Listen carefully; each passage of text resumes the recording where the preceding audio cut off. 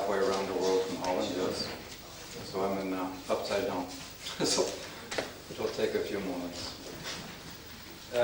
First, I'd like to thank Joyce and Astro Workshop for making the effort and the organization and the time to bring this together. It's a lot of work, and I think we all owe Joyce a thank you for bringing this forward, so maybe we can give Joyce a pat on the back.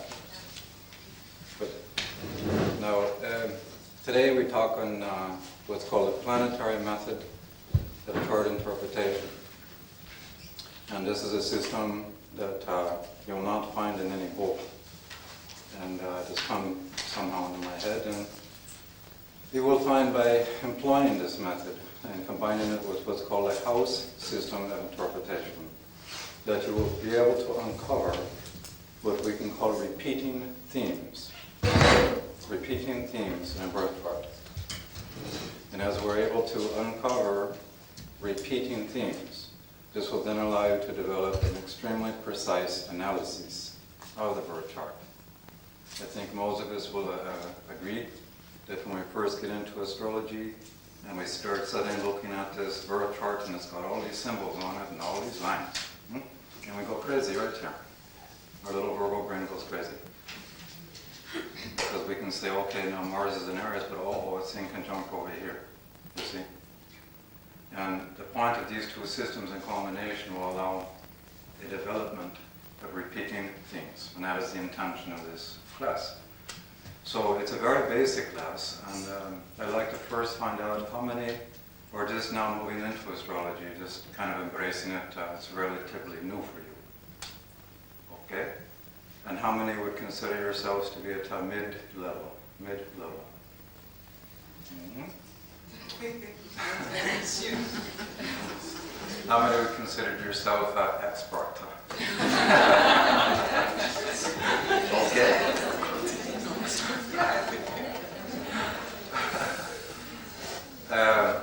What I like to do is, as we move forward, is this sounds too strange. When you have questions, please ask me that question when you have it. In other words, if I'm saying something is not clear, you're not understanding, please don't hesitate to ask me. My job is not to sit up here and impress you. My job is to help you stay clear with what is being said. So please ask as it occurs. Now, what we're going to be doing is combining two things in the beginning. Because what we'll be presenting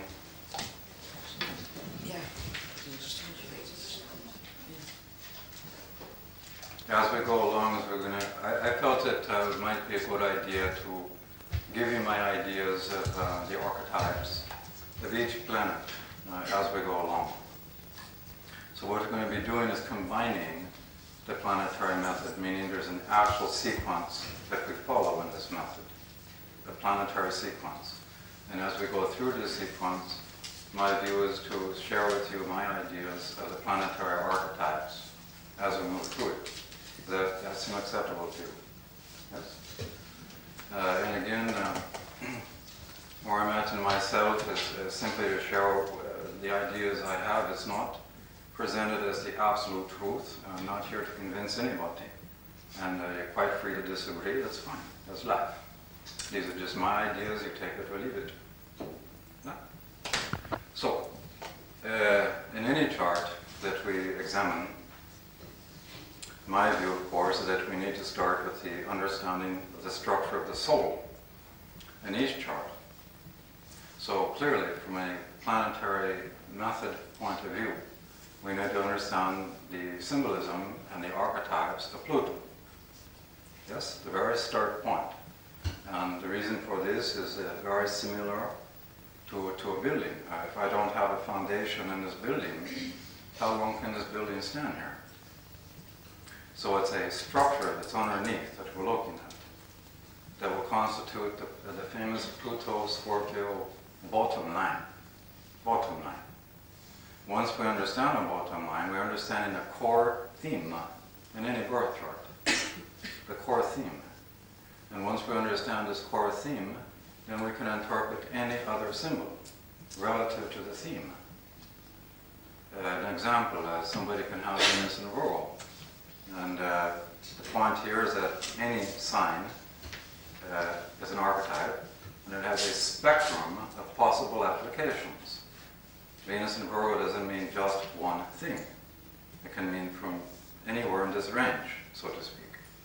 So when we look into a specific birth chart, how can we actually know at what point in the spectrum, in this example, that Venus in Virgo would be orientated to? We can know this by understanding the foundation, the core theme. So this is why, in my view, we need to start from the position and understanding of Pluto. Yes? So obviously the first thing we need to do is to define what in fact a soul actually is. Now this is clearly a word that has been in the language systems of human beings for hundreds of thousands of years. All language systems.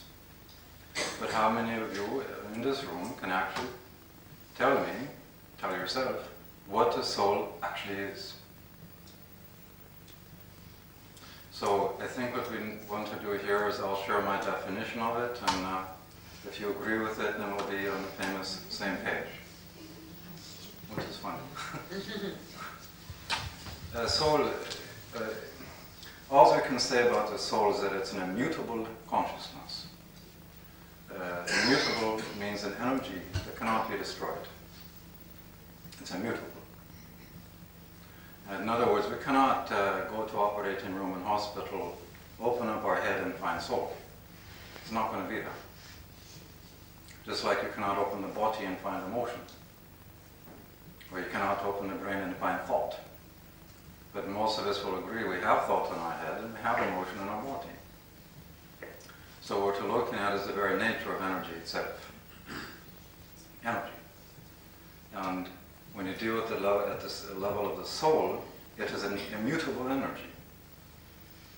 And just as physicists now realize in the last few years, energy cannot be destroyed. It can only change form.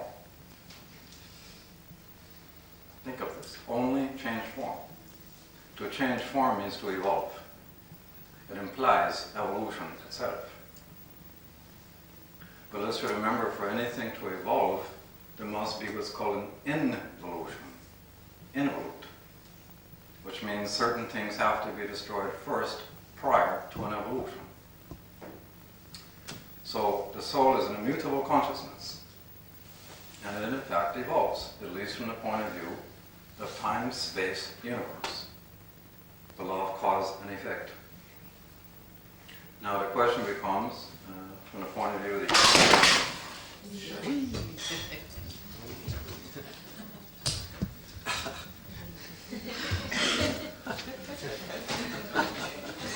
Sagittarius.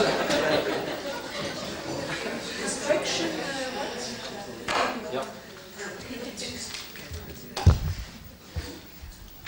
From the point of view of human consciousness, or soul and human consciousness, what is the actual dynamic mechanism that promotes the evolution of soul, that which is responsible for its evolution? And happily, it's a very simple answer. Most truth, one realizes, in fact, is simple. But somehow we always have to do Virgo first, meaning making it always complex and chaotic, and then finally we realize Pisces. Oh, which is so simple. So the answer to this question is, in fact, the very answer that caused the enlightenment of Buddha.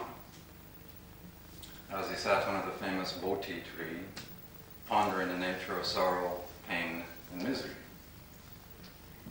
And the answer that promoted his enlightenment and nirvana is based on the issue of desire. Desire. The point here is that in all souls, there are two competing desires that are opposite, antithetical. One desire is to separate away from that which is the source of all of creation. And many people like to use the word God to explain this. And one desire is, in fact, to return to that very obviously these desires go in opposite directions, yes? The evolution of the soul is simply based on the progressive elimination of all separating desire. It is this simple. It's the very basis of what psychologists call free choice. Now, this simple truth can be validated by all of us. It has nothing to do with astrology. Is it not true that anybody in the world, all of us in this room, can have whatever kind of separating desire? The new social position, the career thing, the new lover, or the new position. And you may have the ability to actualize these sorts of desires. And for a moment, you have a sense of satisfaction. Oh, I got it. But what soon replaces the sense of satisfaction? Is it not dissatisfaction? And a sense of something more. It is this very feeling that we all have, it is universal, that ultimately reflects the desire to return to that which has created us. Again, we can call this God. How many have not had this experience in this room? It is universal. So, this is in fact the core dynamic in soul that generates evolution. Now, when you look at, and this is now symbolized by Pluto. So when you locate Pluto in your birth chart, this is the point that we want to start from in our planetary method. The point here is at the natal house sign of Pluto. We'll show you the pre-existing, that is to say, the desires that have preceded the current life, that the soul has orientated to promote its ongoing evolution. Yeah. There's one question. You write about that Pluto is or in Aries, or in the first house, or in Taurus, and in the second house. But the sign is a very collective item. During a lot of years, a person will be born with Pluto in the sign Taurus or Lion. So a lot of people have that sort of collective urge to reach. The answer is very simple, that what we're talking about here is the obvious fact that it takes more than one human being to accomplish the evolutionary intentions of that planet, as it itself evolves through time and space. And this is exactly why millions of people are born with Pluto in any specific sign. A simple example to show you my point. And then there's an individual application, but from a generational, simple example. Right now, because for the evolution to proceed, we embrace the polarity point. So as an example, over the next 15, 20 years, we can clearly see that the generation that has Pluto and Leo will have progressive positions of social power, responsibility, and so on. Yes? And we also, of course, know that we, like it or not, are moving towards the Aquarian age. Yes or no? What is the polarity point for the Pluto-Leo generation? Now, is this coincidence or synchronicity? Similarly, in the time of Jesus, no matter what birth chart you use, because of course there's many, all Pluto and Virgo. Now, he himself said he was here to usher in a new age that we call the Pisces age. Coincidence or synchronicity? So, each individual, I mean, a generation is comprised of individual people. This is why the ancient, or the old-time books that used to say, well, Pluto's just this generational thing, and that's all it is, are clearly limited, Pluto. To have a generation that's comprised of people. Yes? So on the one hand, there is a generational application, because each generation has its collective role to promote the planetary need. But at the same time, we're individual. So I can have Pluto and Leo, but it's going to be in an individual house somewhere. You see the point now? And when you start breaking this down into the natural evolutionary conditions, An example, there's 4 levels to interpret a birth chart. This is why all the cookbooks are wrong. And if you make a simply an empirical observation of any given society, Poland, Denmark, Deutschland, Italia, you're going to find what? If you make an observation, 70% of any collective mass will be in what we call a consensus or mainstream state. And a simple example, if I am in such a condition, and a scientist tells me astrology is somehow crazy, and I find myself in mainstream or consensus, I adopt this opinion without thinking for myself. The active principle in a mainstream condition is Saturn, the need to conform in order to feel secure. And yet 20% of any collective mass is what we call in Jungian terms individuated, which the active principle is Uranus. And if I find myself in this condition, and the same scientist tells me astrology is not so good, I say, well, thank you, I will think for myself. 3 to 4% are in a spiritual state, the active archetype being Neptune. Spiritual here does not mean religion. Religion is for the consensus. And 3 to 4% are souls evolving into human consciousness from other forms of life. So if we make these 4 observations, which you can look at any society and see, we also now see that a birth chart has 4 possible ways to be interpreted, which is exactly why cookbooks don't work. So I can have Pluto in Leo, yes, as a generation, and I can place it in the 9th house to make it individual, but now there's 4 possible conditions to view this through. Do you see how specific it is becoming? So, any other question? Yep. I missed the last part where you told about the 3 or 4%. You said about These are souls evolving in the human consciousness from other forms of life. A simple example is, in modern times we've developed these categorizations, things like mental retardation, cretinism.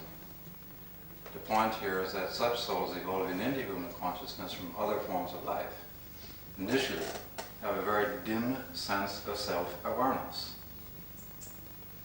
a basic sense of occupying time and space. We can see it in human person. So,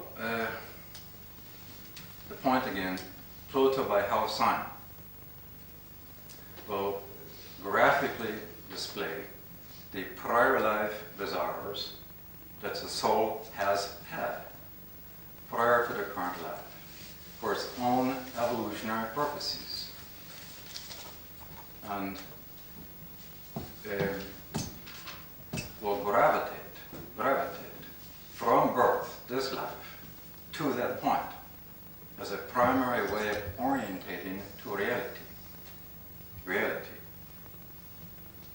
Now, why is this? Because we have a phenomenon in the human consciousness that we call security. Security. What is the essence of security? It is the very need to be self-consistent. Self-consistency is a function of the past, that which has come before, that which is familiar and known. How many like to completely and totally embrace the unknown? To do so is to embrace absolute insecurity. How many of you in this room like to feel insecure? You see the problem now? And this is exactly why history repeats itself. Think of this simple fact. The future is only an abstract. We can only know the future from the point of view of the past. And as a result, most people, this is exactly why, most people recreate their past into their future. Why? This is what they know. And it's exactly why history, unfortunately, tends to repeat itself. So, the soul coming into a specific birth will gravitate unconsciously to what it has done before in order to feel self-consistent. Which is exactly why you read in some of your not-so-happy books that Pluto somehow correlates with compulsion, obsession, resistance to growth, defensiveness, and the like. This is exactly why. The soul for most people is in fact utterly and totally unconscious. Most people on earth are only aware of their ego and their subjective consciousness. How many of you in this room feel that you're at the center of gravity? Your conscious awareness is in fact centered in your soul. Most people can only be aware of the soul and its operation through the effects we call circumstances in life, which then sets up the famous Plutonian question, why? Why is this happening? So we turn to know the soul through reverse awareness. To spiritualize consciousness in the end means to transfer the center of gravity and conscious awareness from ego to soul, which is exactly the intention of spiritual life. So the natal position of Pluto then, house sign, will demonstrate what has come before and what the soul gravitates to as a primary orientation unconsciously from birth, this life. It is displacement. For the soul to evolve, because we live in a time-space universe, slash cause and effect, slash the law of polarity, the growth point, the bottom line, the foundation and the house. The evolution of the soul starts, birth chart, from the polarity point, opposite house sign of Pluto. This opposite house sign. This is the bottom line, the foundation. Could you say that one more time, please? The first, when you look at birth chart and you have natal Pluto somewhere, the bottom line for evolution to proceed the current life is determined by the opposite house and sign of the natal position of Pluto. Yes? An example. No? Let's say we have a 7th house Pluto in our hands. And we can clearly see that such a soul, other than in the spiritual state, will have compulsive need to be in relationship. There's an absolute need to be needed, and a compulsive need to give as a way of understanding its sense of purpose, meaning, slash security in life itself. It's dependent on the relationships. What is now the polarity point of the 7th house? What would this suggest? It's an Aries archetype. What does this suggest? I'm sorry? That's learning how to absolutely eliminate a compulsive need for a relationship relative to a sense of meaning in life. It's trying to develop an inner relationship with itself as a core sense of meaning for the life. Just the opposite. You see? As the answer to your problem, really. As the answer to your problem, you look at the opposite house. Yes, as the core point in this planetary method. It is our start point. And what I would suggest, for those that feel inclined to work with this method, to get familiar with it, get used to it, a really simple, verbal, practical thing to do is to write an outline, step by step. You can put on your number 1 point, natal position of Pluto, opposite house sign, write down a few statements. Bottom line. And as we move along in this system, you will see where this will be leading to. It's a very verbal, practical thing to do. Versus trying to remember all the happy rules. So, just for the sake of Pluto proof, simply reflect on your own case for a moment. Reflect on where your natal Pluto is. Try to understand what the archetypes mean at its opposite house and sign. And in fact, see if this fits your life. Bottom line.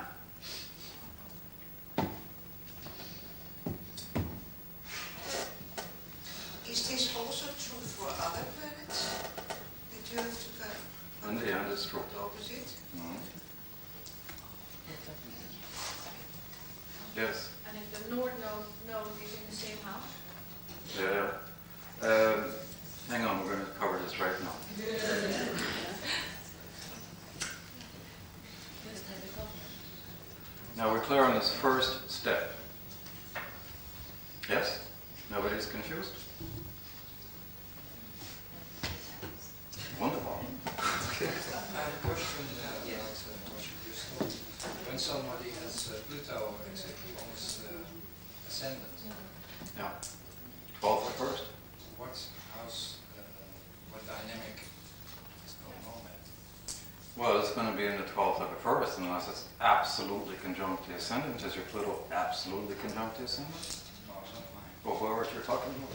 My partner, but it's not exactly on the ascendant. Well, it's in one house with It's more it. in 12. Yeah, what you have is, in this case, that when you find Pluto on the cusp of any angle or house cusp, there are two things to look for. As an example, if you have Pluto in number 12 house, and it's within a few degrees of your ascendant, in evolutionary terms, you're looking at the archetype of completion of a cycle that has preceded the current life for many, many lifetimes. And relative to the completion, there is a mutation that now allows a new cycle to begin the process of evolution, i.e. ascendant first house. But compare this to Pluto standing in first house with just a couple degrees of conjunction relative to the ascendant. It means that an entire cycle is already completed. And that just before the current life, a brand new cycle in evolutionary development has just begun. Now you can apply this to any house cusp, any angle. So what you'll in effect find are two quite different archetypes that the soul is trying to embrace simultaneously in the current life. Think of it. I mean, if I have a 12th house Pluto that's relative to ascendant, and on the one hand, I'm trying to dissolve the ego relative to spiritual evolution, and yet simultaneously moving to the first house, the development of a brand new egocentric structure relative to evolutionary new purpose. Do you see this contradiction? I bet you do.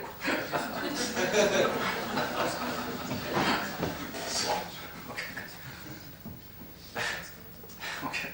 Any other questions?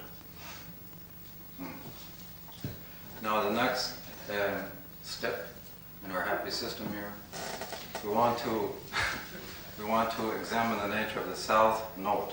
South node. And then tomorrow, for those that are coming tomorrow, we'll be covering in detail all the planetary nodes. So for those that are coming tomorrow, you're going to be able to combine tomorrow's knowledge with what we're doing today, and you're going to be able to develop such a detailed understanding of any given soul that it will literally blow your mind. Literally.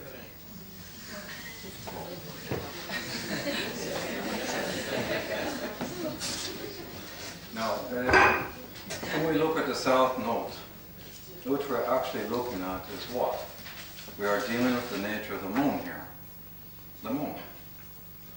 So when we look at the moon, and here again, what I'm about to say is quite controversial with respect to existing astrology.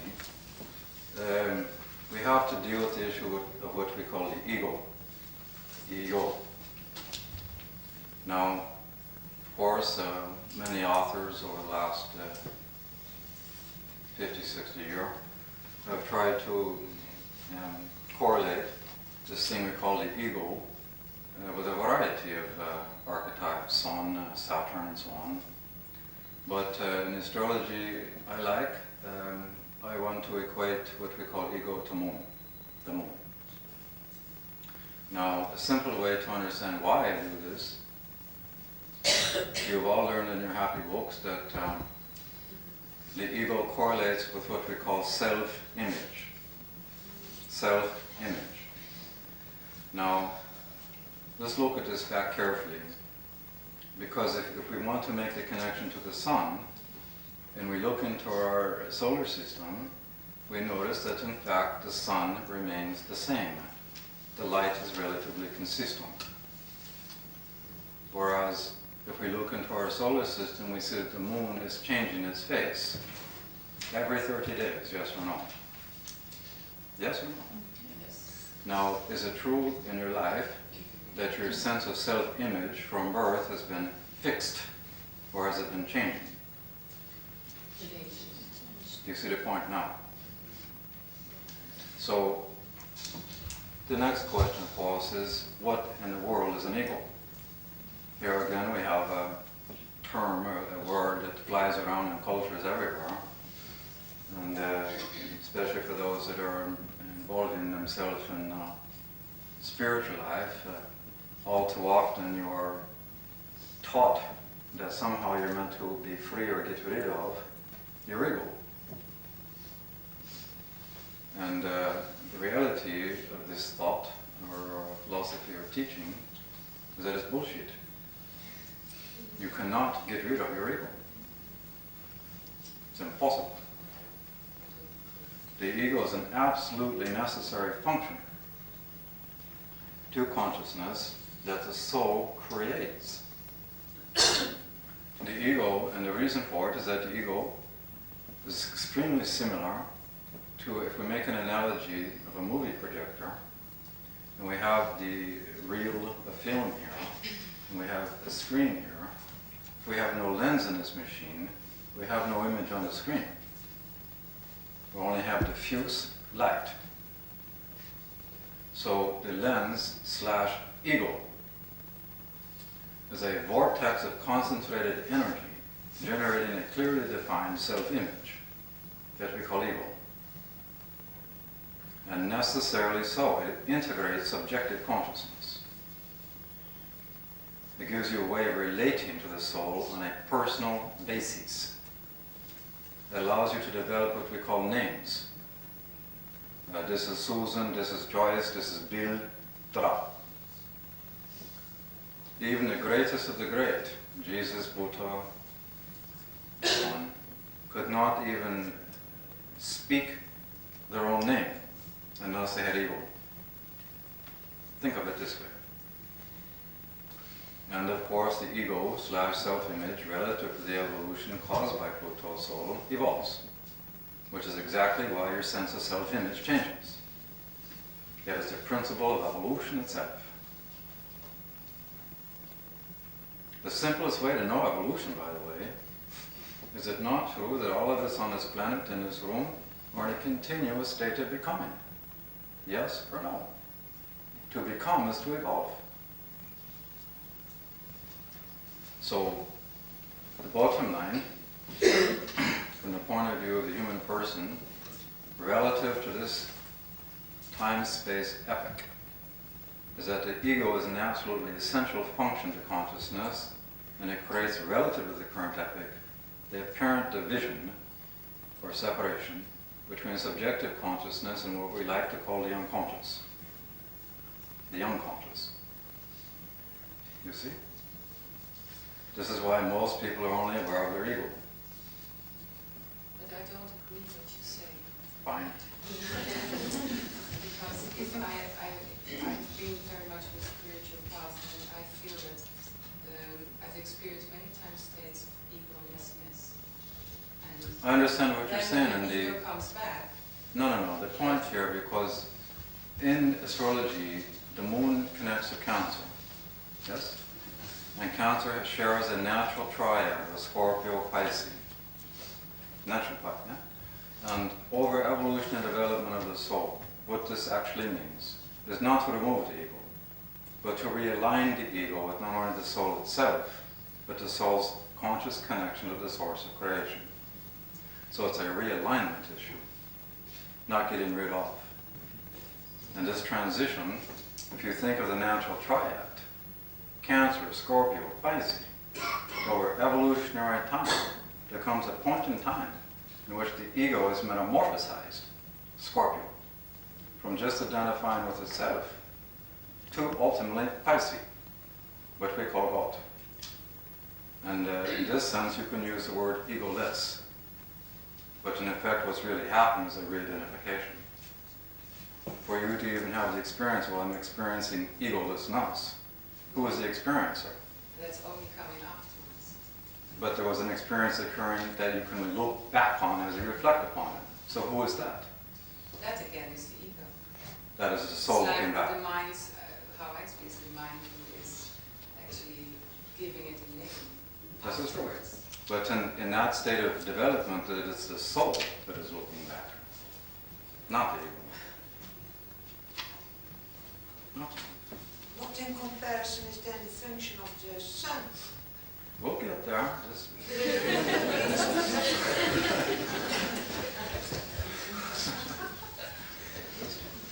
we have a Taurus archetype that's called the impatient.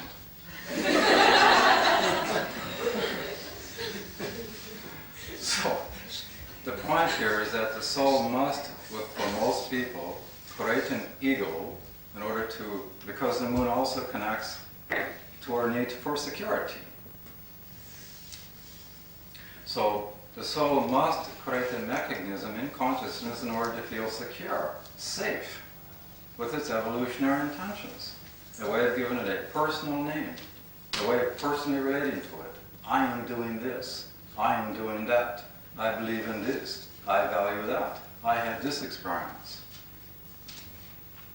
So, when we look at the south node in a birth chart, in relationship to Pluto, this is point 2, we are in fact looking at the prior life egocentric structures of a subjective nature that the soul has created prior to the current life in order to act upon and actualize the desires implied in the natal position of Pluto itself. Do you understand this point? Are you talking about the south nodes of the moon? Yeah. now? That's right. So let's make a simple example. 9 tells Pluto, south node in number 7 house. And for the moment, we'll say the person that we're abstractly considering is in an individuated state, meaning they've evolved beyond the consensus. And we'll now say that such a soul, prior to the current life, has had active desires to understand its sense of identity in cosmological, metaphysical, or philosophical terms. As a bottom line to its sense of purpose and meaning for existence. So now we say, how are these desires actualized in this specific case? And we now say through our example, south node is in number 7 house. Most of you have learned in your happy books that the 7th house somehow connects to the archetype of relationships. Yes? And we have learned that it is also a cardinal archetype. We have learned that it is a yang or male archetype, which literally means energy moving out from the center. So if we make these basic connections, we find what? That such a soul, prior to their current life, has been dependent on initiating a diversity of relationships with teacher types in order to actualize its core desires. You see the connection? Now, let's compare these with the very same 9th house Pluto. Same evolutionary condition, but the south node now stands in number 1 house. The core desires are exactly the same. To understand its sense of identity, reality, in cosmological terms, etc. But the south node now stands in number 1 house. This is an Aries archetype. This is clearly the opposite way of actualizing those 9th house desires. In this case, you have an individual who has, in effect, learned to ask and answer its own questions. It's its own teacher. The desire.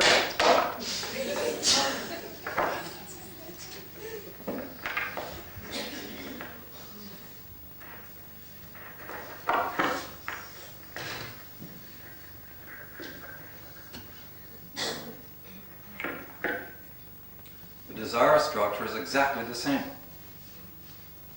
But the way that the desires were actualized, in this case, is an opposite ways. You see the point? So going back to where you started, Pluto by sign and all this, you can now see how even more individualized. So in our planetary method, we have Pluto as our start point. We see the polarity point. We write down some statements, whatever these archetypes mean. Number 2, we see south node, and how the south node was used by the soul in a conscious, objective, egocentric way to act upon, actualize the desires implied in the position of Pluto. And now we have a happy north node. What is this demonstrating? It is showing you because we have the polarity point of Pluto, yes? That the soul will embrace in this life to evolve. How this is consciously actualized is determined by the north node of the moon.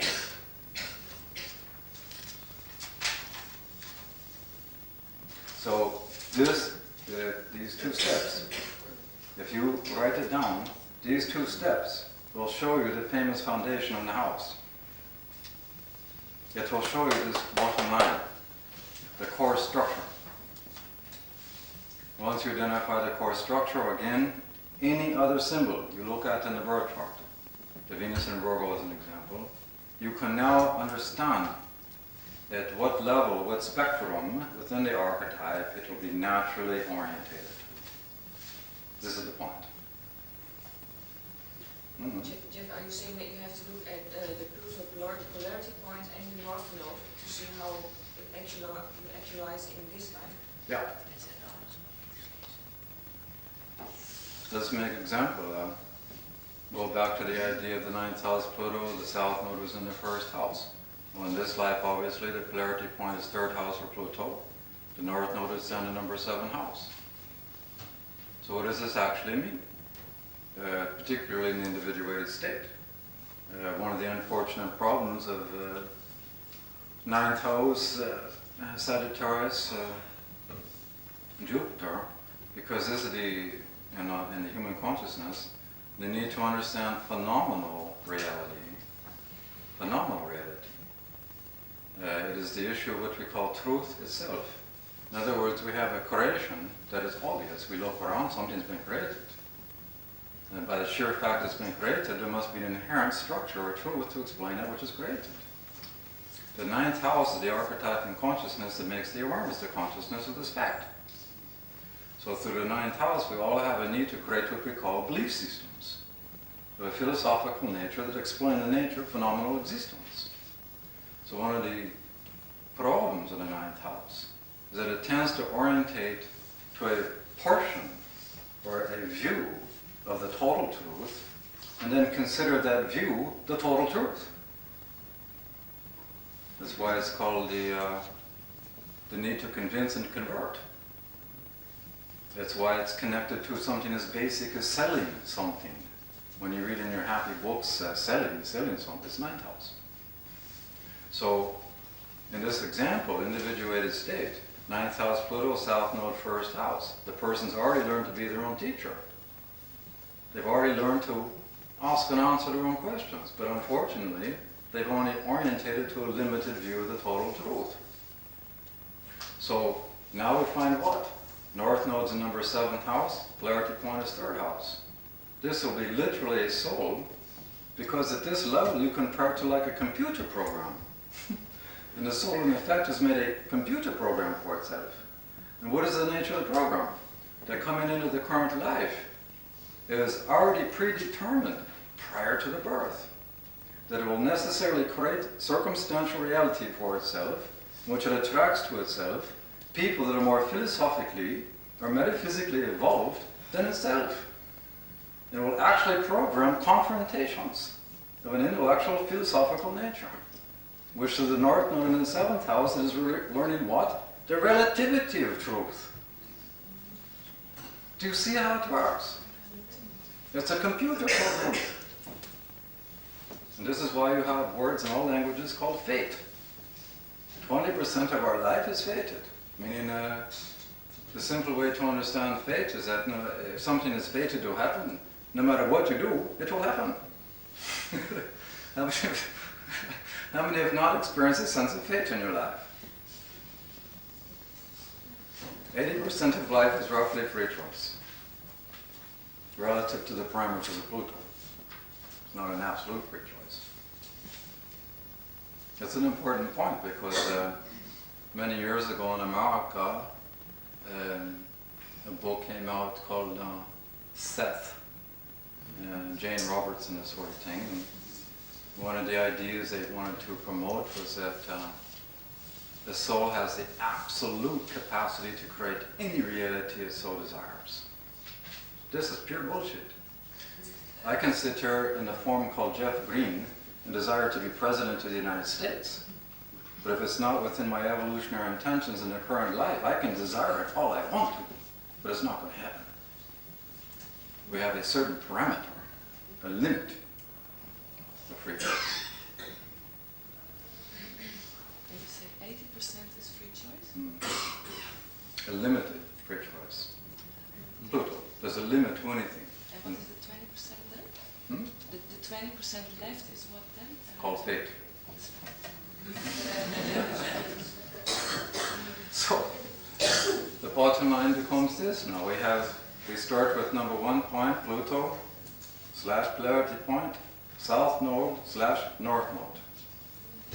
Step 1, step 2. If you identify these 2 steps, you have now identified the foundation, the core themes for the current life. Once you understand this, you're going to be able to understand every other planetary symbol. And you also look at the moon as well, or you don't? We'll get in there. Yep, that's going to be... I thought you said... How many of you are Taurus in this room?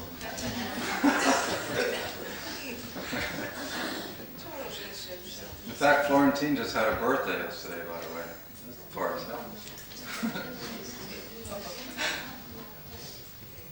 Now again, just if you just step back for a moment and to reflect on your own birth chart, and reflect on these simple little points you're making. Pluto, polarity point, south node, north node. And look at your own case.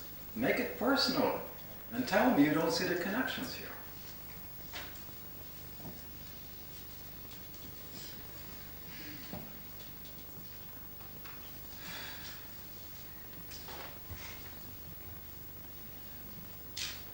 For those that don't see a connection, raise your hand. Where's your Pluto? Fourth. Where? Fourth house. And Leo? 9. And where's your south node? 7. Hmm? 7. And what sign? Towers. Hmm? Towers. And now we have to figure out the evolutionary condition now. Would you consider yourself an archetypical level Uranian life, meaning the need to question external authority? Yes. Do you feel that you, throughout your life, that you've had an emphasized feeling deep within yourself, a feeling a bit different than most people? Most are meaning mainstream or consensus. Good. This man has Pluto number 4 house in Leo. Individuated state through observation. You cannot look at a birth chart and determine the evolutionary state. You have to do the traditional astrology thing, which is correlation and observation. Maybe what I should do is give you some ideas of how to understand these states. Maybe, would you like to know these? Yes. We'll do that in a moment. So we have right now through observation, i.e. questioning and feedback, a person who appears to be in an individuated state. This will right away condition your interpretation. Meaning how you're going to be speaking to this man is going to be different than if the person in question is in a consensus state or a spiritual state or evolving into the human consciousness state. Let me ask you one more question. Have you embraced anything spiritual in this life? Yes, I do. Hmm? Yes. In what way? Well, I went to talk with Krishnamurti or Bhagwan or... Bhagwan? Yeah. And do you feel in your life that you have made a consistent effort to spiritualize? That means every single day. Not quite. Okay. Do you feel your primary approach to spirituality is devotional in nature? Yes. You're in what's called the first stage spiritual. So now we have a combination of Uranian Neptune archetypes. And it's for this reason, this combination, Uranus Neptune, that the development is not consistent. The reason being that the soul is still attached to the sense of ego of prior life. And this creates an unconscious rebellion to consistency, spiritually speaking. This is one of the classic signs of the first stage. So,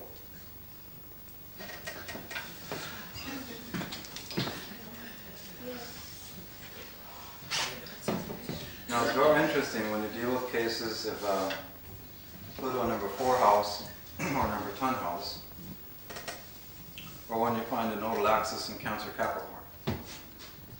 What you typically have in these cases is a recent gender switch from an evolutionary point of view. Now the point here is that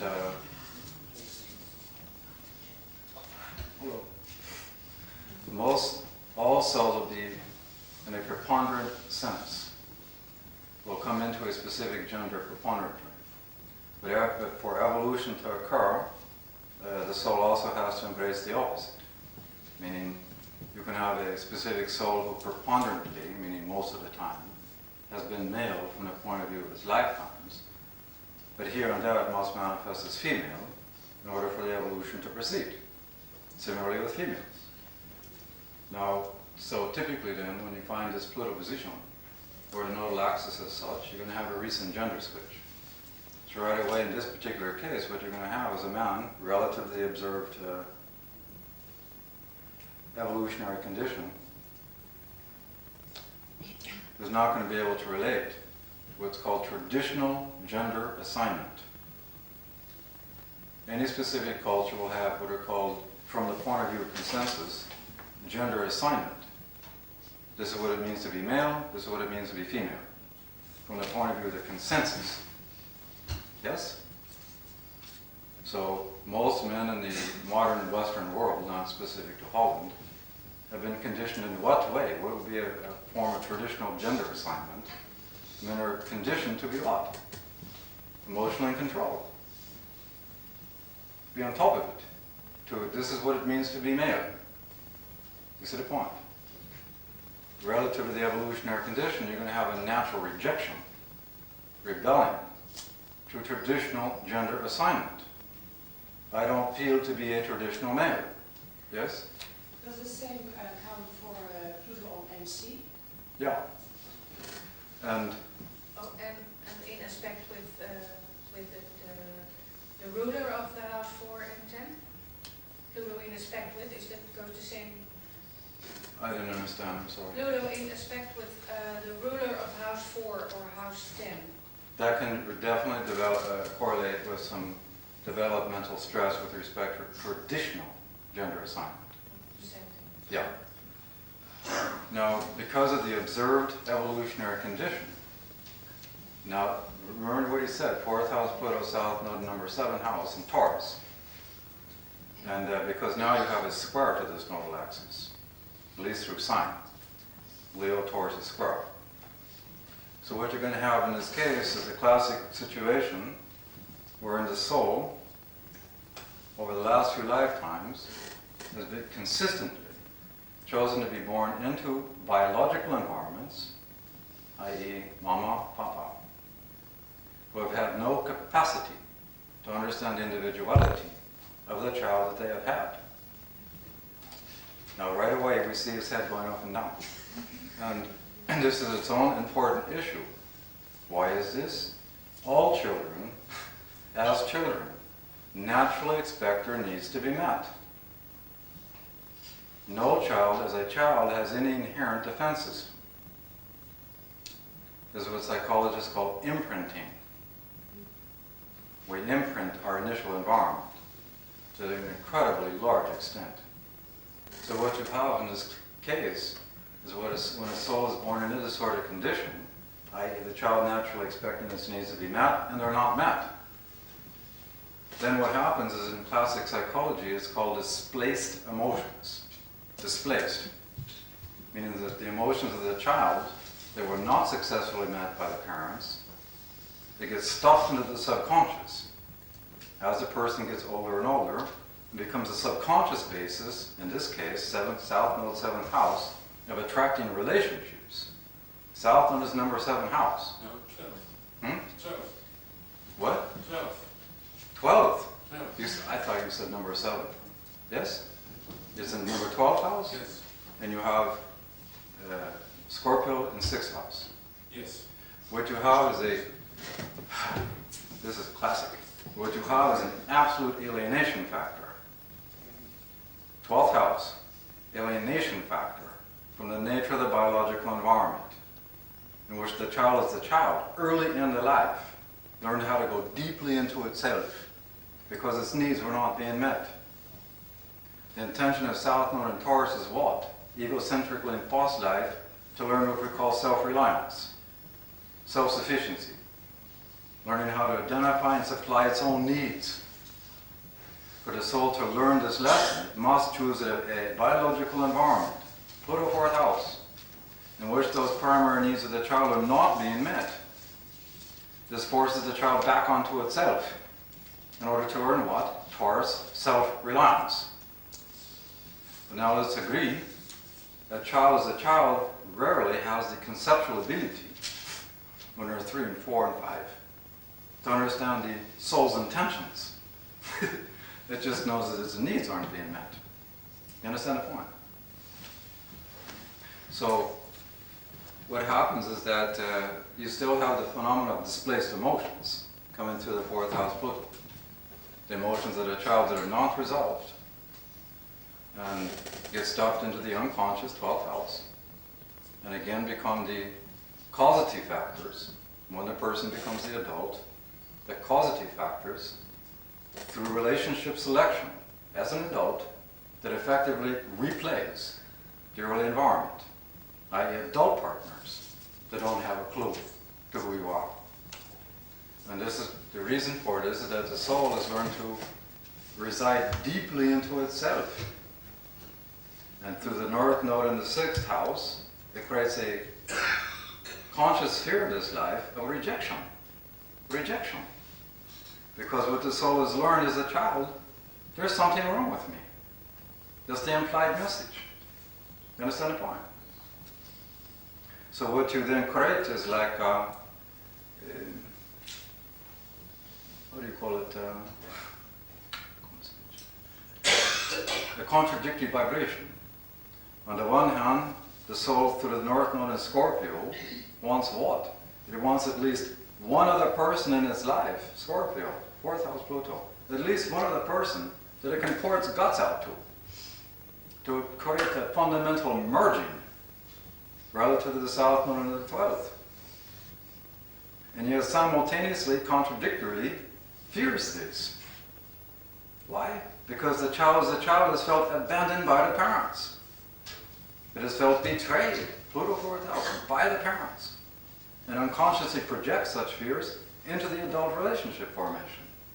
So it's only willing to give this much versus the whole thing. You see the point? And this creates the experiential crisis in your relationships throughout your life. That it creates a sense of lack and doubt. And this great inner feeling of an existential void that you have deep in your guts that can never really be filled. Now there's many more things we can say about it, but I'm not going to do a total analysis for you now. So now you can see the point. Jeff? Good. Does this apply also for the group of souls with South Node in crisis? I see.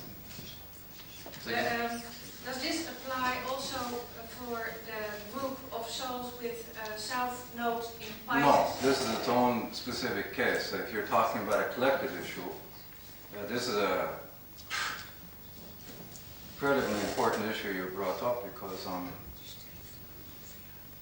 especially now that we have this transition of Pisces to Aquarian age, that the issue is this, very bluntly, that from the beginning of the Piscean age, the spiritual teaching that was created by men, not women, was that for spiritual growth to occur, we must suffer first, which is the very origin of masochism. So when you look at the South Node Pisces people, you're looking at a bunch of people who prior to this life have had heavy-duty exposure to this bullshit teaching, which was why all of them to a fault are masochistic.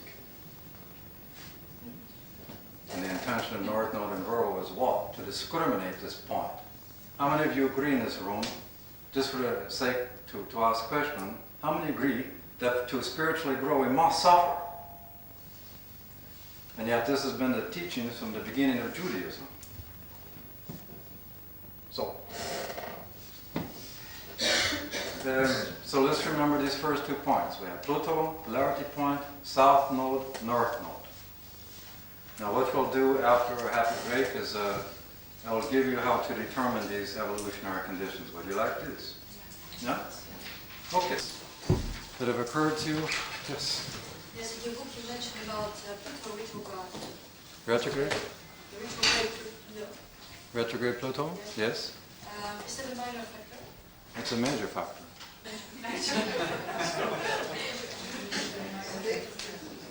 The question is a very good question, and the question concerns the phenomena of Pluto being retrograde. It's actually a very important question because in the end it connects to the issue of evolution. And the point here is that Pluto, number one, is retrograde half the year every year, which roughly means that half the people on the planet all the time have Pluto retrograde. So let's examine the nature of retrograde first to really understand this issue. Number one, retrograde emphasizes the archetype in Jungian terms of individuation, to individuate. And this is very important because when the archetype of individuation is emphasized, it means that that person, because this will now apply to any planet retrograde, will necessarily rebel against the consensus expectation of how that behavior associated with the planet is meant to manifest. And by rebelling against the consensus expectation, you automatically individuate. The retrograde archetype is not static. It accelerates growth throughout life. It is very similar to if I have an onion and I peel off layer after layer after layer to arrive at core. This is the intention of retrograde. So if you look at it this way, we go back to the reality that half the people on the planet all the time have Pluto retrograde. It then means what? That in all the 4 evolutionary conditions, that half the people all the time are in their own ways not buying into or accepting how something is meant to be. From a soul point of view, it emphasizes the psychology of dissatisfaction, Pluto retrograde, which then accelerates the process of evolution. This is exactly how human being evolves on planet. It's what allows the evolutionary intentions in any age to be accomplished. So, any other question? There has been born a group of children with Pluto in its own sign, and many of them have the North Node conjunct Pluto or the South Node opposite. So it seems to me it's more difficult to interpret that, because the North Node is in Pluto's own sign. Yeah, we'll get. Well, this is turning out to be a Pluto class, and I want to first ask yourself the question: why is it that Pluto's only in its own sign 12 years, 15 years? Compare this with Pluto and Taurus for how long?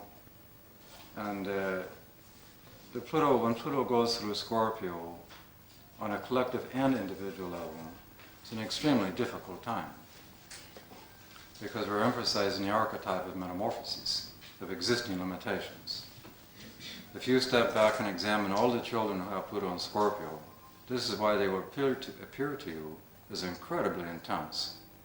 When you look in these children's eyes, you're looking at laser beams.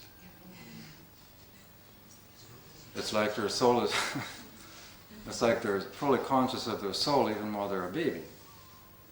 And there's reasons for this. And again, I want to deal with the topic today, but it's a difficult situation.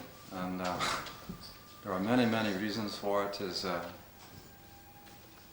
To sum it up in essence, it is a time frame throughout time on Earth in which the principles of good and evil come to direct confrontation. Direct confrontation. It is the intensification and magnification of polarity. Now, I could go on and on about this, but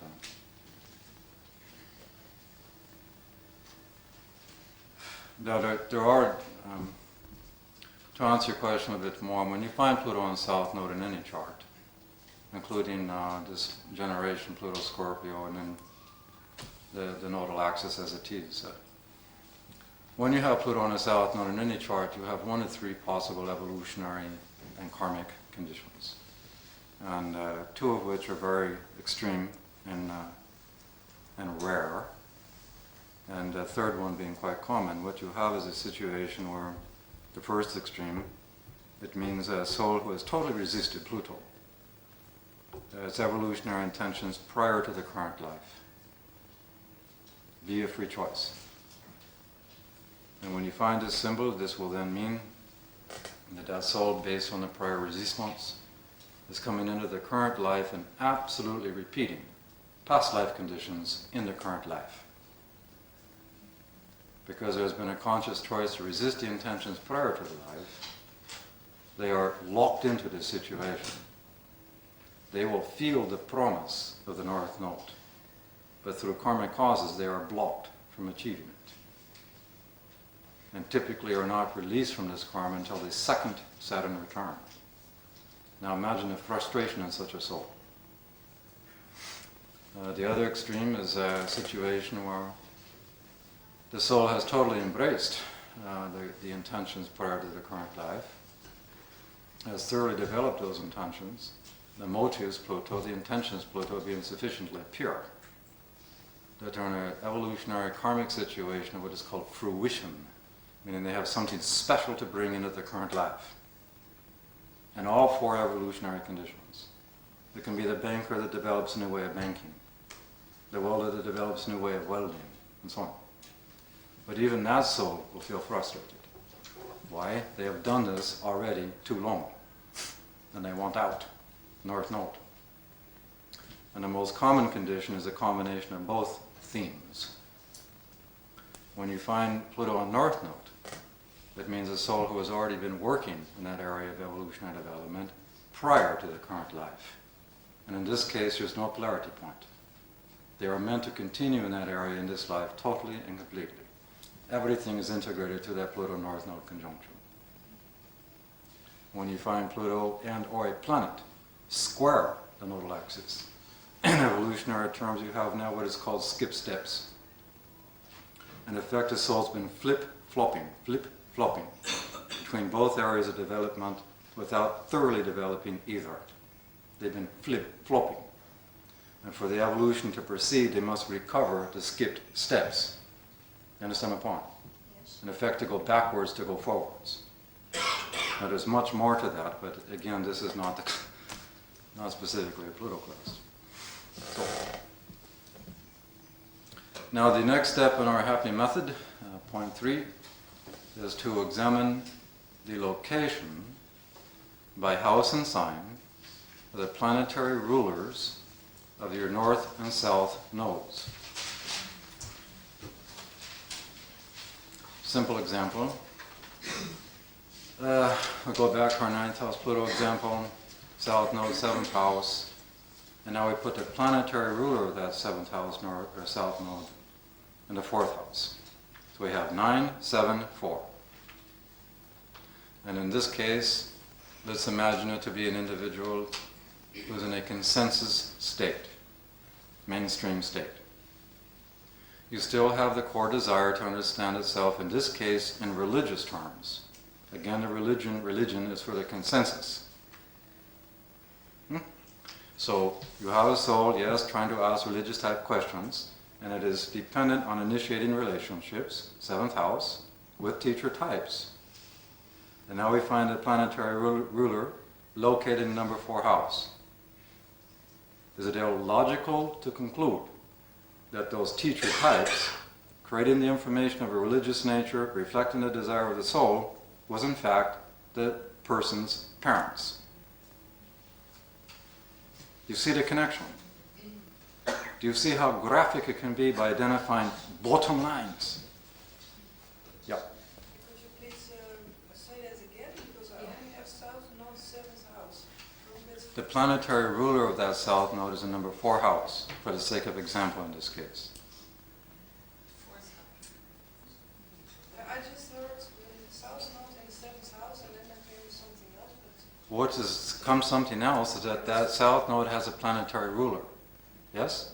And in our example, we're saying that that ruler is in number 4 house. The south node. South of nodal.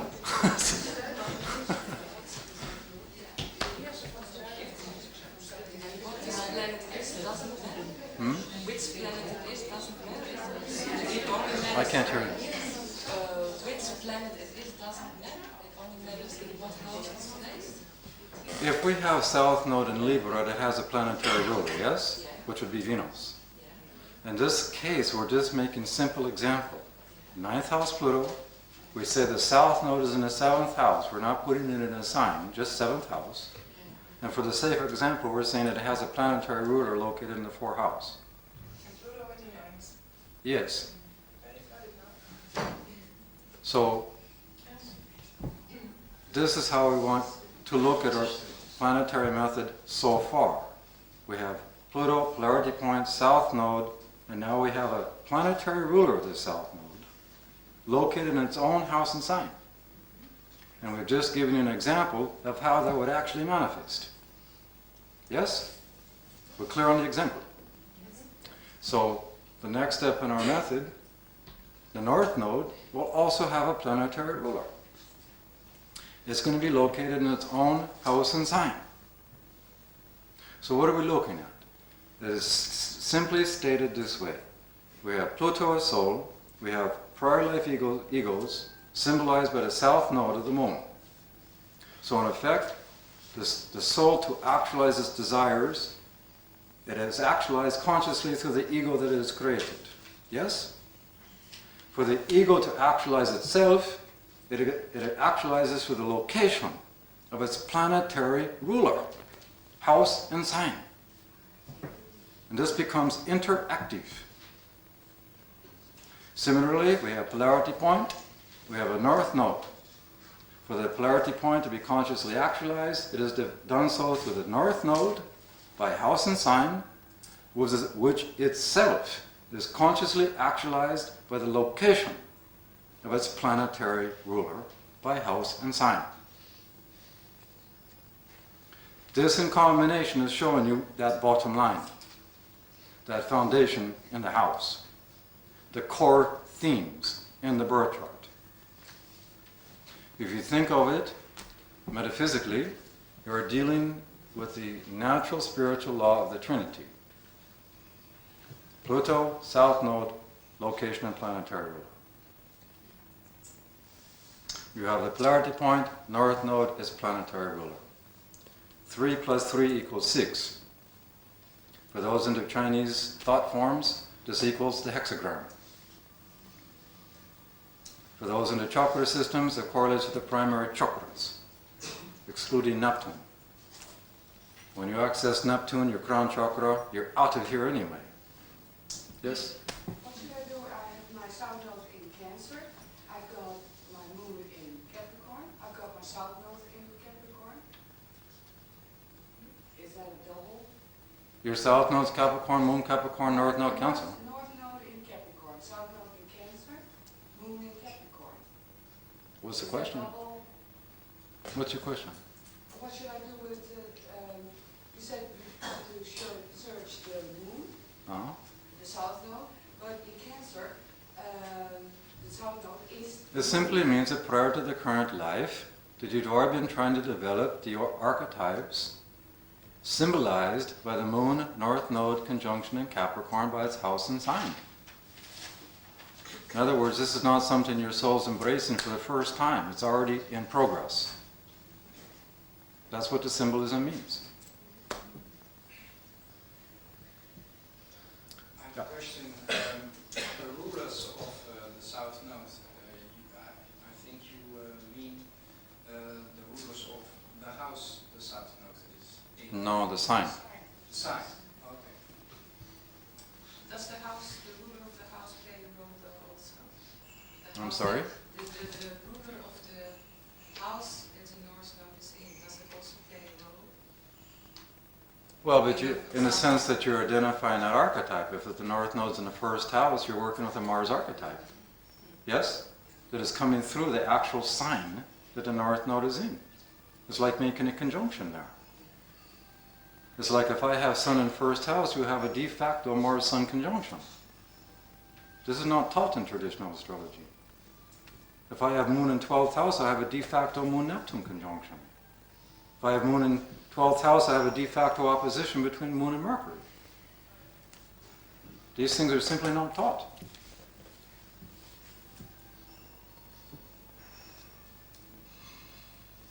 So this again is the underlying structure. Yes? Point 1, point 2, point 3. And once we have a firm grasp on what these symbolisms mean, again you have a total understanding of the core theme. The core reasons, what is the transition between past, future as we experience it in the moment. All of us in our dynamic state of stress between our past and our future as we experience it in the moment. All of us. Yes? I'm very sorry, I still had no firm grip on it, on the other question. I want to ask you once again, the South Node is in Cancer, and that was the origin from my previous life or something like that. That's what you were saying. When you find, in any case, the planetary ruler of the South Node conjunct the North Node, in all cases, including yours, it means that soul has already been working in that area of evolutionary growth, i.e. the South Node ruler conjunct the North Node. It's already been in progress prior to the current life. It's like having Pluto conjunct the North Node. Yes? Are you clear?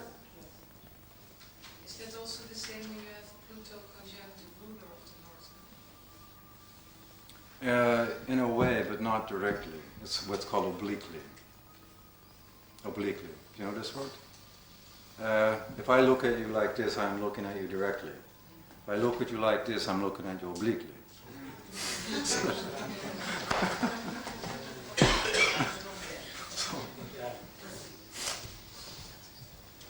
American Indians like to look this way. So, it's the best way to see reality, by the way. I lived with the Navajo a long time in this life. Okay. We clear? Yes? Now it's very important to have a grasp of these 3 points. Now if you think about it again conceptually, 1, 2, 3, we deal with the Trinity. All of us on the planet, unless you've achieved an absolute state of spiritual realization, are in a dynamic stress between past, present, and future.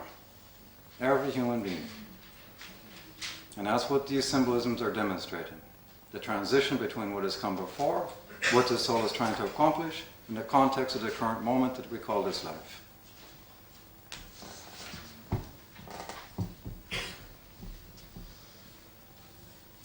Now, another reason to understand and embrace, to focus on,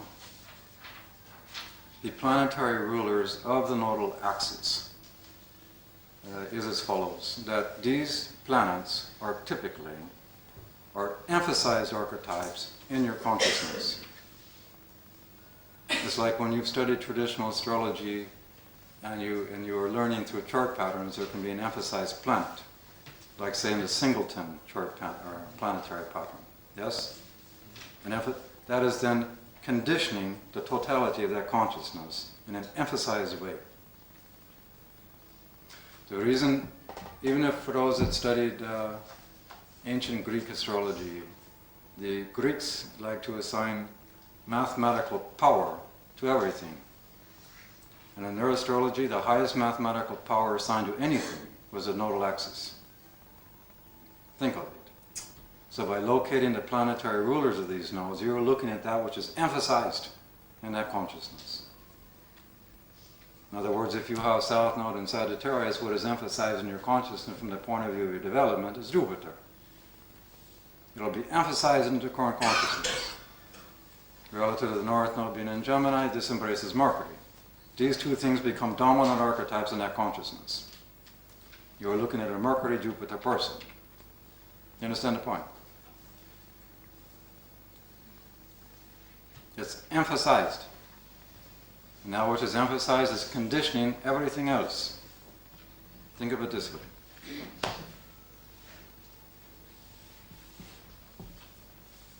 Now again, just reflect on your own nodal axis, the actual signs that they are in, consider the planetary rulers of those nodes, and then reflect on your own case. And tell me this is not true in your case.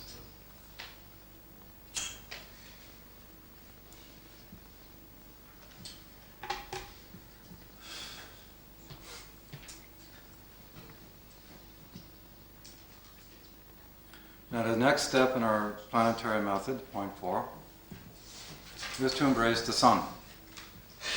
The sun.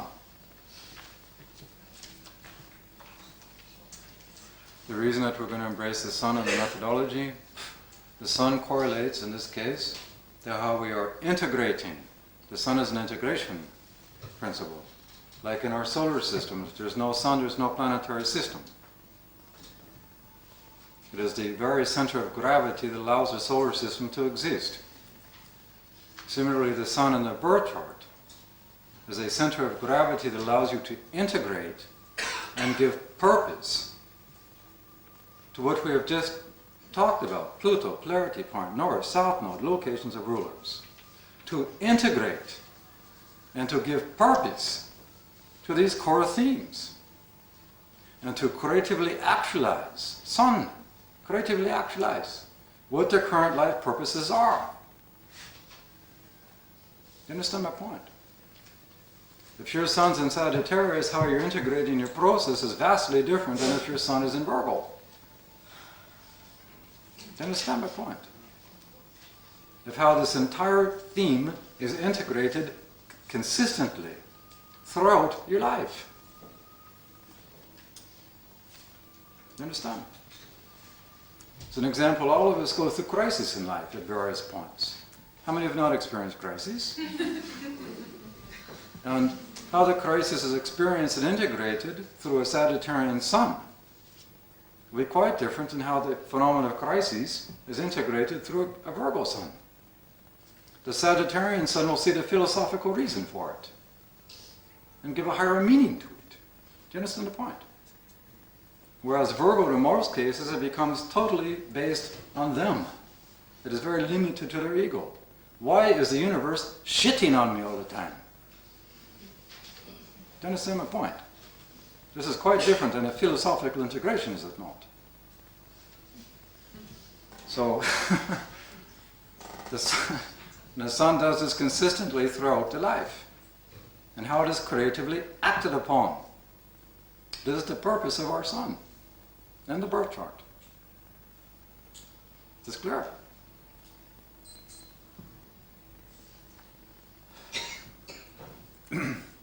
The sun archetype in the birth chart is that archetype in all of us that needs to receive input or feedback or comments from other people in our environment. Understand this point? It's very critical because, again, we operate through the law of polarity. So the polarity point to Leo is Aquarius. Let's agree that the sun rules Leo.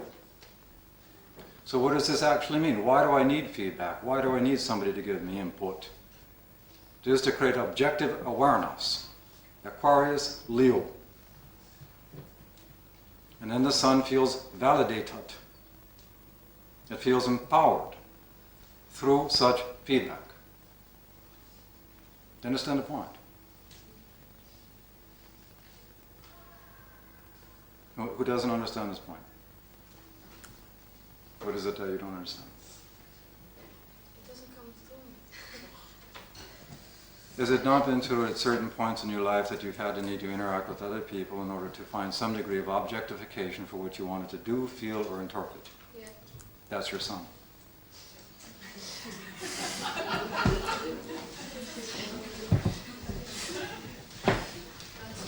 What you were saying is that the opposite sign of your sun sign is the one who gives you the feedback? No.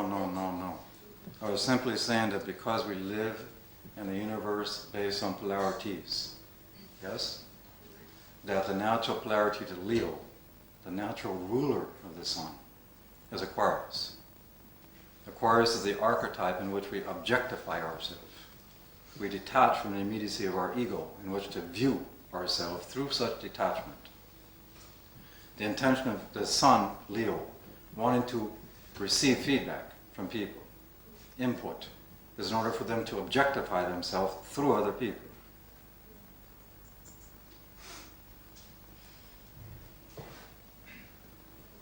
Does that objectivation comes from Uranus? Hmm? Does that come from Uranus? Yeah, Uranus as a sign, or as a planet, or Aquarius as a sign or 11th house, all correlate with this need to objectify. But every sign has its polarity contained within it. Leo has Aquarius within it. Aquarius has Leo within it.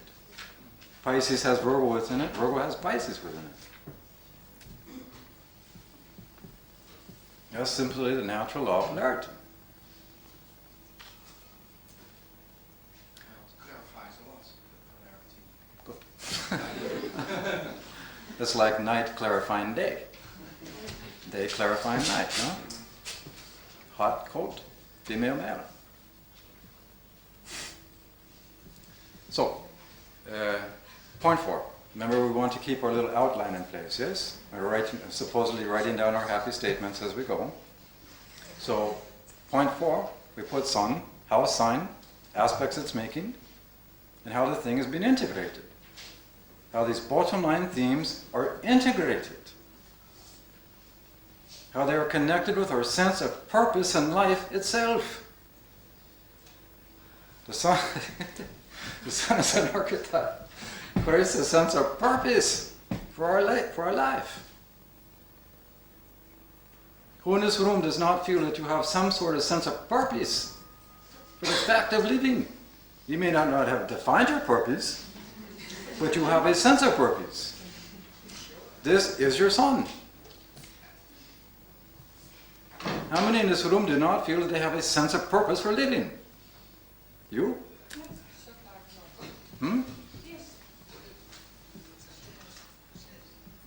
My question was, who does not feel that they have no sense of purpose for living?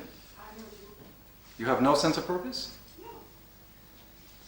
What are you doing in this room? If you had no sense of purpose, you would not be in this room. Because you would be a homeless person, probably alcoholic, with no sense of purpose. You'd simply be a wanderer of the earth, with no specific purpose. You'd be living in an existential void, without any conceptual framework, value systems, or sense of meaning for your life. Do you feel that this characterizes you? Then you have a sense of purpose. Yeah. My boyfriend's son is a conjunction, makes a conjunction with my northern nose. What is he my purpose for life?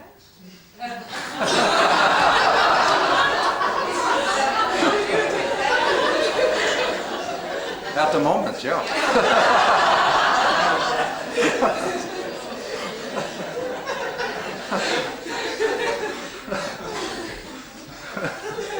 He is teaching you something about your current life evolutionary intentions. You see? At this moment. That is the meaning of that symbolism. At this moment, at his life. I'm sorry? This whole life. Well, it depends if you stay together or not. That's why we say at this moment. The moon deals with the nature of our moments. You see? Each moment naturally evolves to the next moment. That's the nature of the moon. And Pluto makes a conjunction with my Pluto. Well, that's very common in generations. But see, this is its own interesting symbolism if you think about it, going back to where we started. The soul has two archetypical desires within it, one to return, one to separate. So the larger question, why is it that our whole generation through synastry, the whole generation we're born into lands in our natal house and sign of Pluto. Think about this as synastry. But this is actually stimulating the desire to separate. Why? Because everybody in a generation wants to find out who they are as individuals in that generation. So it actually stimulates the polarity point through generational synastry. It's an interesting way for God to put things together. Okay. So, we have point 4. Now, point 5, what we want to embrace now is Mercury. Mercury. The reason is very basic. Because, again, if you look at the nature of reality, it is simply phenomenal in nature. Phenomenal here means the world of appearances. This is not calling itself a wall. The human consciousness calls it a wall. In and of itself, it's a phenomenal object in space. All of creation is phenomenal. Now, for the human being to feel secure, it must do Mercury, to give names and classifications to the nature of the phenomenal reality, in order to intellectually organize it, in order to create syntax. So, Mercury is a naming function that allows us to generate an intellectual structure or apparatus that names and orders our phenomenal universe. And then we like to pretend to call this knowledge. So the real question becomes, why is it that the soul is picking Mercury in this house and sign, or this house and sign, or this house and sign? Everything that you're going to look at in birth chart is going to be referred to the core themes. So why is it that this one has Mercury in Scorpio, and this one in Sag, and this one in Virgo? Coming back to the core Mercury point, how we intellectually organize phenomenal reality, or what we loosely call knowledge. How we inwardly or internally think Mercury. Mercury correlates with the nature of our thought and thought processes. It directly correlates with left brain, which is deductive in nature. Deductive. Rational empirical thought, 1 + 2 + 3 + 4. Sequential thinking, leading to intellectual organization of our phenomenal reality that we then communicate. So, why is it that this one has Mercury, Scorpio, Mercury, Virgo, etc.? Most of us are going to agree that how Mercury in Scorpio is operating is going to be vastly different than, say, Mercury in Pisces. Yes or no?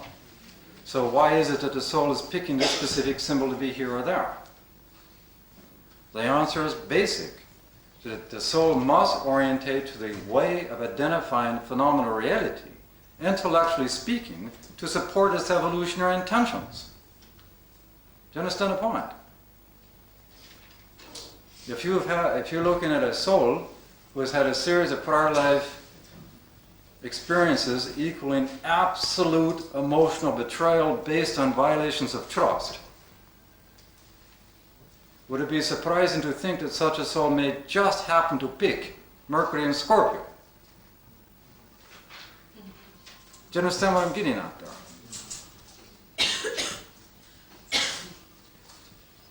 Yes? Does this include understanding? Or is it just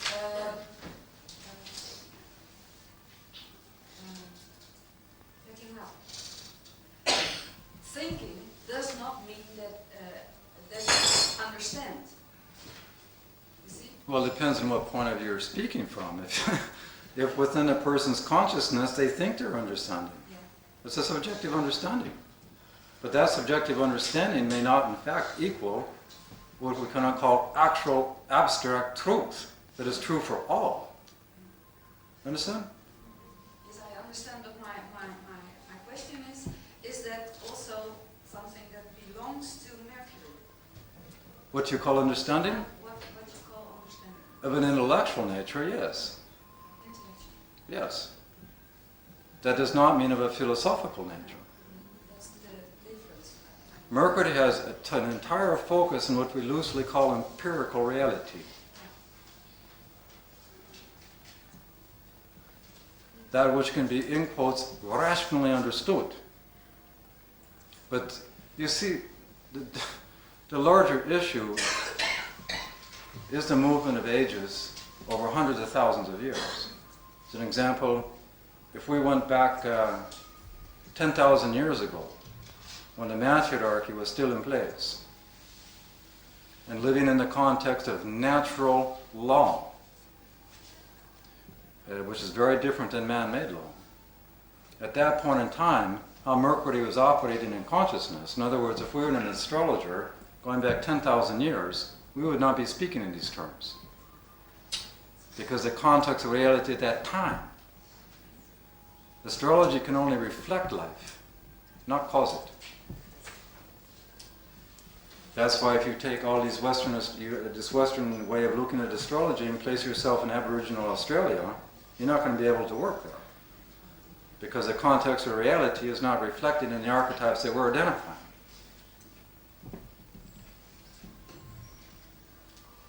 It's like Einstein pointed out, the only absolute is relativity.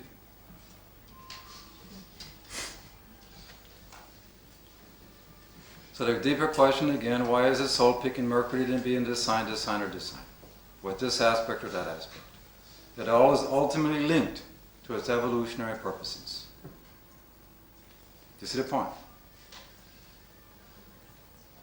How the Mercury in Scorpio inwardly thinks will be vastly different than how the Mercury in Pisces inwardly thinks. What they are interested in, look at the total nature of creation here. All the possible experiences, all the possible knowledge systems, all the possible cultures that exist.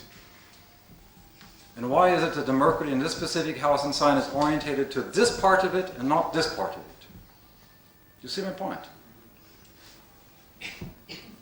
And that's because what it is intellectually orientated to is supporting its evolutionary reasons. This is the point. How it is communicating its purpose is specific to the house and sign that the Mercury is in. Do you think that how a Mercury and Scorpio person is communicating would be different than Mercury and Gemini? Yes or no? Who could illustrate that difference for me?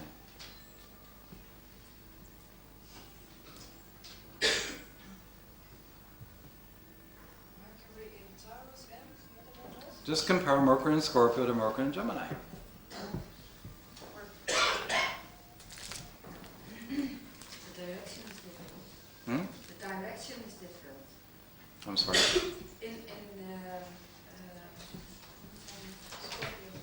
In Scorpio, Mercury is going to downwards, and in Just illustrate the difference in how it would talk. Gemini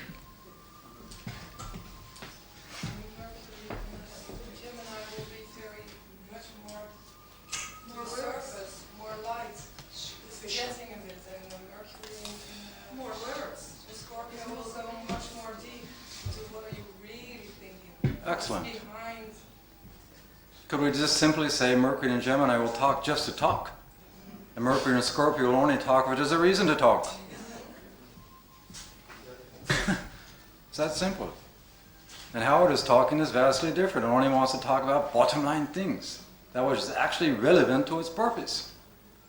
Whereas Mercury and Gemini, you can put them on any street in any country and they're fine. And why? Because the Mercury and Gemini soul is wanting what? A diversity of life experience. It is in an evolutionary situation of trying to embrace all possibilities. Whereas Mercury and Scorpio soul is what? It wants to only embrace that which is pertinent to a specific purpose. So the deeper question, why is this? How is it connected to the intentions?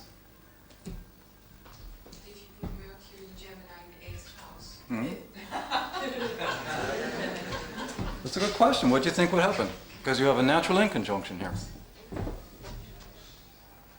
Will it be intensely superficial?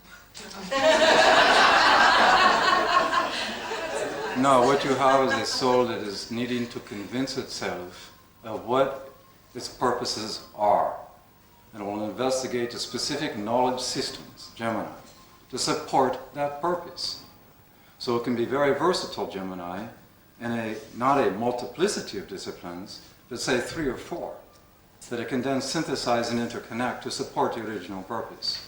And those will be communicated very deeply. By the sheer fact that it's Mercury and Gemini in the 8th, it will in fact be open to other ideas. You could put from other people. You could put Mercury and Taurus in the 8th house and have the opposite effect. You still have a deep thinker, but you now have a person that is analogies to frog in a well. Frog in a well, yes? If I'm a frog in a well, here's the well, yeah? And here's the frog. And it's very comfortable in that space, yes? It can control and be secure in this space. But it only sees that much sky. And it is very 8th house resistant to moving outside of this well. So in this case, that soul program deep confrontations with other people to force the frog from that well. The Mercury in the 8th, Gemini,